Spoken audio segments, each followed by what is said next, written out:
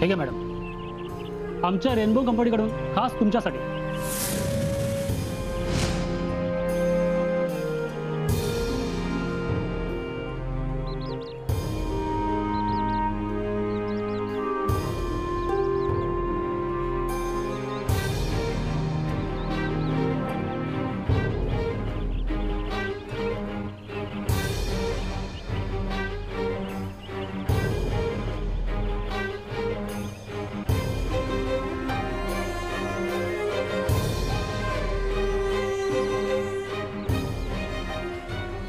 छोटे मला माफ करा. मी लई प्रयत्न करत होते तुम्हाला भेटायला यायचा, पण मला समजलं तुम्ही खूप बिझी होता म्हणून तुम्हाला डिस्टर्ब नाही केलं. नाही, पण माझ्यामुळे लई वेळ वाट बघावी लागली ना तुम्हाला. चालायचंच रमा, तुम्ही मुद्दाम थोडी केलं. कामच एवढं वाढलं म्हटल्यावर कामातच लक्ष द्यावं लागणार ना. तुमच्या कामाचा पसारा वाढतोय, चांगलं आहे, खूप चांगलं.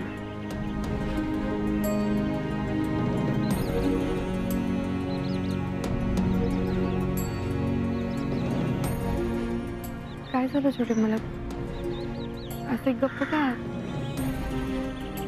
बोलतो तर आहे, पर हे बोलणं आधीसारखं नाही. आधीसारखं काहीच राहिलं नाहीये रमा. बोलण्यासाठी आता काहीच उरलं नाही. आपल्यासाठी सगळंच बदलत चाललंय रमा.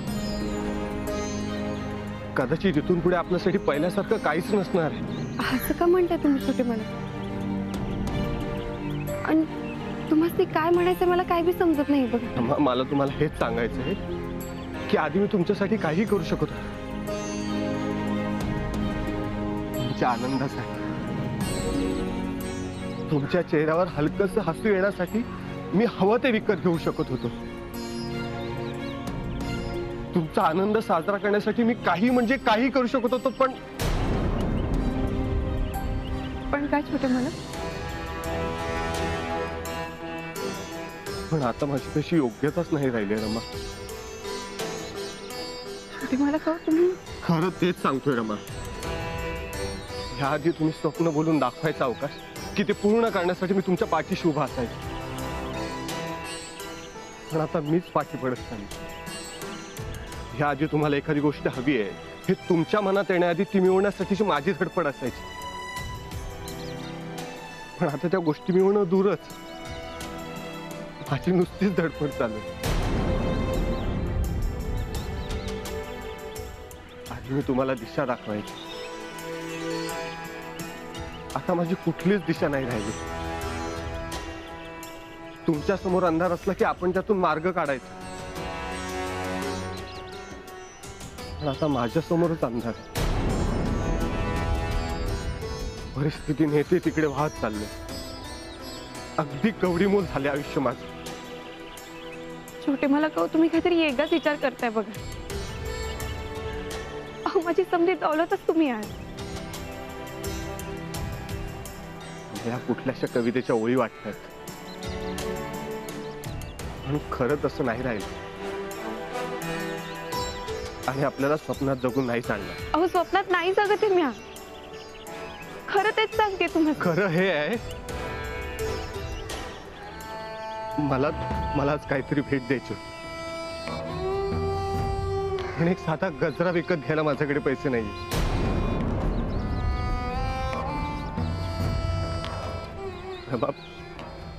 मला तुम्हाला खूप आनंदात ठेवायचं होतं, पण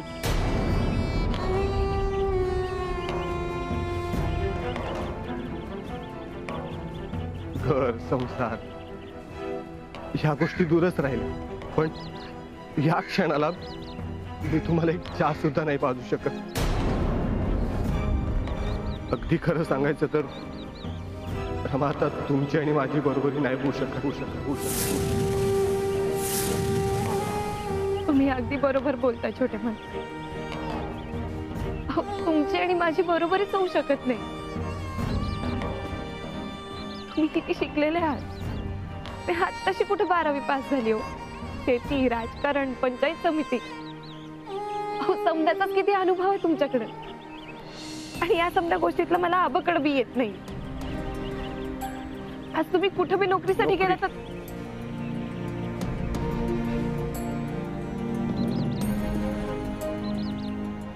तुम्ही म्हणताय मला खूप अनुभव आहे, मी खूप शिकलेलो आहे. पण खरं सांगायचं ना रमा, कामाची संधी अशी सहजासहजी नाही मिळत, समोरून चालून नाही येत ती. त्यासाठी खूप कष्ट करावे लागतात, झटावं लागतं, वेळ द्यावा लागतो, कामापर्यंत पोहोचावं लागतं.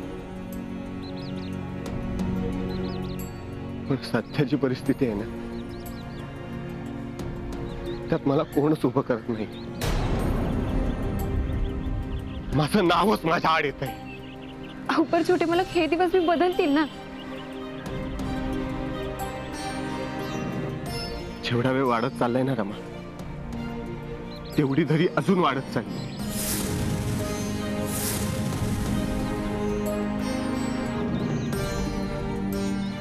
तुम्ही माझ्यापेक्षा खूप उंचीवर आहात हे आपल्याला मान्य करायलाच हवं. तुम्हाला एवढा मोठा पुरस्कार मिळाला, तुम्ही स्त्रियांच्या कुटुंबाचा आधार झाला आहात, त्यांना जगण्याची नवी उमेद देत आहे.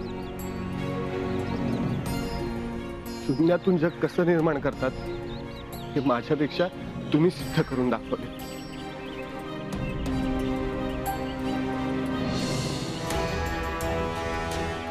खरं सांगायचं ना रमा, आता मला मी तुमच्या समोर एखाद्या ठिपक्यासारखा वाटायला लागलो.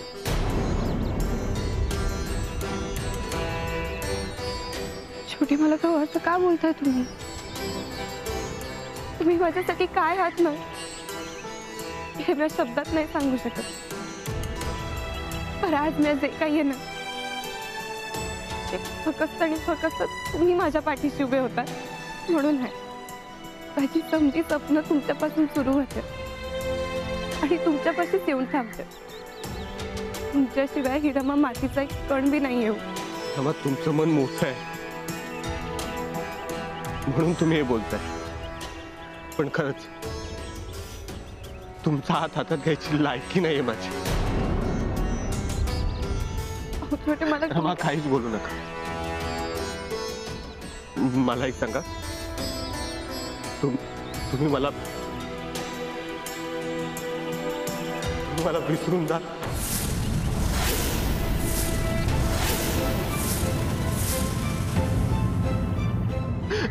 रमा, मी तुमचे हात जोडतो, पण तुम्ही मला विसरून जा.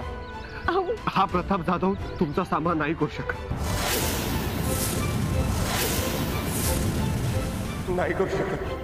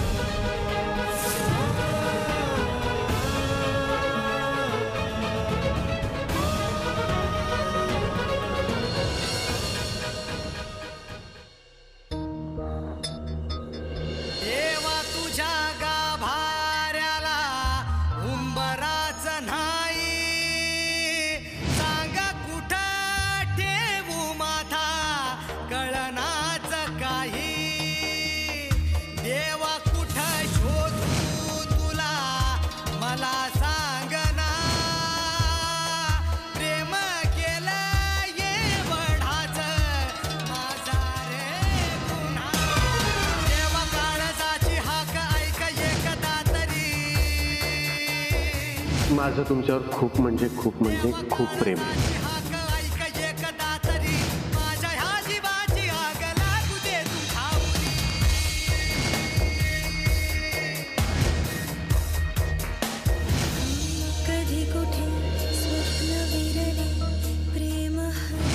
रमा, मी तुमचे हात जोडतो, पण तुम्ही मला विसरून जा.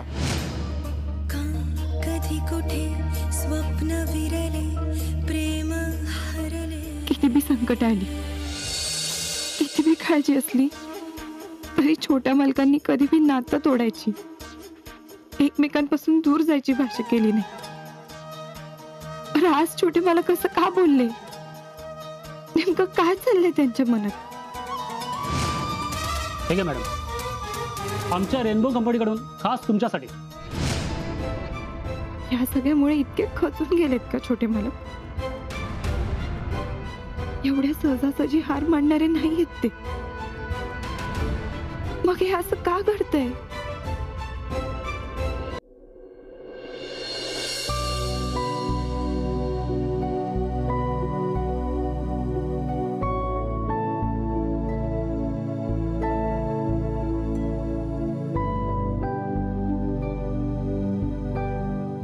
बाईसाहेब, तुम्ही जेवून घेता का? अहो येतच असतील ते. बराच वेळ झाला, अजून नाही आलेत. एवढ्याला येते ना रमा? होय जे, पण मीच रमाला म्हणलं होतं की छोट्या मालकांना बरोबरच घेऊन ये. त्याला चालत आलेच हे काय?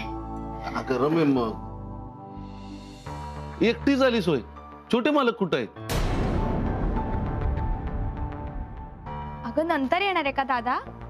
भेटला ना तुला तो? रमा अगं काय झालंय, तू काहीच का बोलत नाहीयेस? तो बरा आहे ना? प्रतापला काही नाही बाईसाहेब, छोटे मालक बरे आहेत. ते खरं तर एका कामात अडकले आहेत. नाही म्हणजे मी गेले होते त्यांना बोलवायला, पण ते म्हणले की ते नाही येऊ शकत आहे.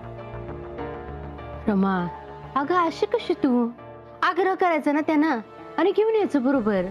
अगं काम काय होतच राहतं, वेळेवारी जेवायला नको का माणसानं पण? अगं मामी, मी लई वेळा बोलले त्यांना, पर ते तरी बी नाहीच म्हणाले. तुझी काहीच चूक नाहीये यात रमा. हा प्रताप ना असाच आहे. एखादं काम मनावर घेतलं ना की त्याला काही दुसरं सुचत नाही. मग खाणं पिणं सुद्धा विसरतो तो. आणि आता त्याला बोलणारं सुद्धा कोणी नाहीये. बरं ते जाऊ दे, तू बस ना जेवायला. अहो नाही बाईसाहेब, तुम्ही जेवायला सुरुवात करा, मी आज जरा जाऊन येते. नाही अजून पिंट्या दादा बी नाही आलाय ना, मी आज बघून येते तो कुठे आहे ते. हा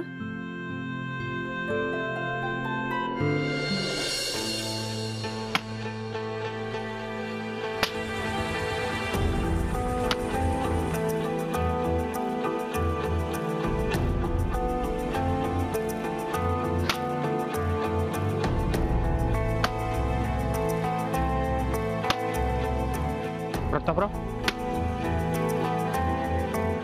अहो तुम्ही जेवायला घरी येणार होता ना? आई मला म्हणाली तसं. मग गेला नाही का घरी जेवायला? नाही गेलो, लाकडं फोडून द्यायचे लवकरात लवकर. अहो हे काय, हे नंतर पण करता येईल काय? बर मग एक काम करा, तुम्ही ही गाडी घेऊन जा, जेवून या तुम्ही. मी पुरतो ही लाकडं तोपर्यंत. एवढीच आहेत ना? द्या. नाही नको. आणि खरं सांगू का, मला भूक नाही. काय चेष्टा करताय प्रतापराव, भूक कशी नाही तुम्हाला? एवढं राब राब राबताय तुम्ही, भूक नाही लागत?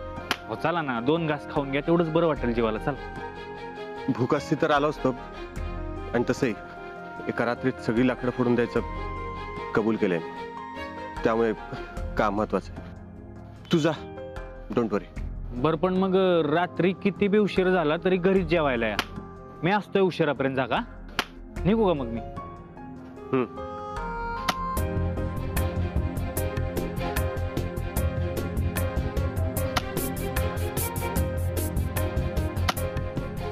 काय झालंय प्रतापरावांना काय माहिती, लय नाराज झाल्यासारखे वाटतंय.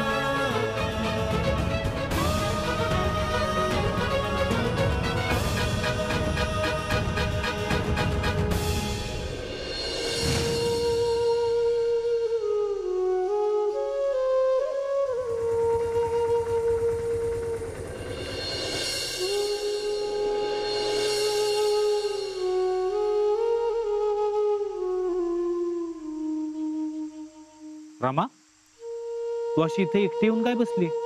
पिंट्या दादा अरे तू हो मीच. पण आधी मी काय विचारलं त्याचं उत्तर दे.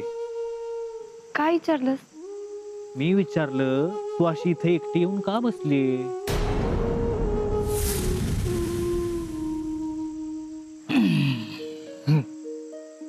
आता सांग मला काय झालंय?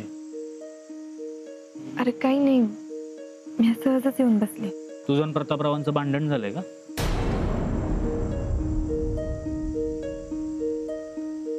काय? अरे नाही पिंट्या दादा, असं काही नाहीये बघ. तू इथं विचारांची तंद्री लावून बसली, तिकडं प्रतापरावांना घरी जेवायला बोलवायला गेलो तर येत नाही म्हणाले. आता मी काय समजायचं? पिंट्या दादा अरे आता ते थोडं अस्वस्थ असणं साहजिकच आहे ना बघ. पण तुझं काय रमी? तू कितीही लपवायचा प्रयत्न केला ना तर तुझ्या आधी तुझे डोळे सांगून टाकतात खरं काय. आता तुला चांगलं ओळखतो मी रमी. हा, दुसऱ्याचं दुःख उकरून उकरून विचारशील आणि त्यांना मदत करशील, पण स्वतःचं दुःख मात्र तळप्यात दाबून ठेवशील. काय बरोबर ना?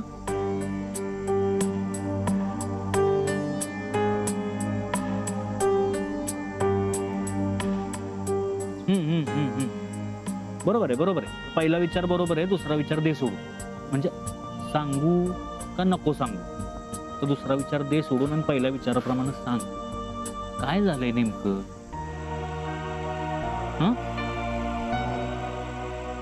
मान नाही म्हणते, डोळे काय तर वेगळंच सांगतायत. बरं जाऊ दे रमे, मी तुला माझं मत सांगू का? नाही म्हणजे कसं आहे, आता प्रतापराव मिळेल ती कामं करतायत. तुला आत्ता कुठं कामाची चांगली लाईन सापडली, चांगली दिशा सापडली, पण तिकडं प्रतापरावांचं सगळंच अंधारात आहे. आता तुमच्या दोघांच्यात ही जी दरी निर्माण झाली आहे ना, त्यामुळे प्रतापराव खचून तर नाही ना गेले. नाही म्हणजे ते स्वतःला तुझ्यापेक्षा कमी तर नाही ना लेखू लागले. अरे असं कसं होईल पिंट्या दादा? छोट्या बायकांची आणि माझी बराबरी होणार आहे वय, आणि त्यांच्या मनात जरी असा विचार आला नव्हे तरी मी आता होऊ देईन वय. मला जरी कामं मिळत असतील ना तरी छोटे मालकच माझ्यासाठी समजा काही. हा आता परिस्थितीमुळे जरा खचून गेले आहेत हे खरं, पण पिंट्या दादा हे दिस बी जातीलच की. रमे, हे असं असेल ना तर तुला त्यांना सांभाळायला हवं. काय हा प्रतापरावांचा कष्टाचा काळ आहे, तो तूच सोपा केला पाहिजे. कारण रमे, तुझ्यापेक्षा त्यांना चांगलं कोण ओळखतं सांग बरं? सावर त्यांना.